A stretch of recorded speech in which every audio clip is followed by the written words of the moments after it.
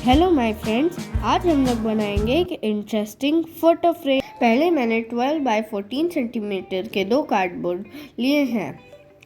उनको मार्किंग करके कट करने के बाद एक दूसरे के ऊपर ग्लू की हेल्प से चिपका देना है। Hey, wait for the end result. जब ये सूख जाए तो इसे वाइट कलर से पेंट कर दो। ये देखो, मेरे पास क्वेश्चन क्ले है। इससे मैं फ्लावर्स बनाऊंगी। पहले एक पिंक कलर का बनाते हैं। आपको जो मन हो आप उस कलर का बना सकते हो। अब एक पर्पल।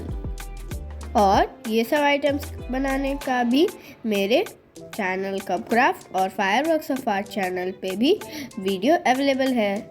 अब चलो ये सब चिपका देते हैं हमारे फोटो फ्रेम पर। अरे, ममा शार्क और बेबी शार्क क्या हमारे बर्डीज को खा जाएंगे? अरे, ये देखो मेरा फाइनल प्रोडक्ट। आप इसमें कोई भी फोटो लगा सकते हो। मेरे चैनल को लाइक और सब्सक्राइब करना मत भूलना। कमेंट में बताना कि आपको ये वीडियो कैसा लगा। बाय।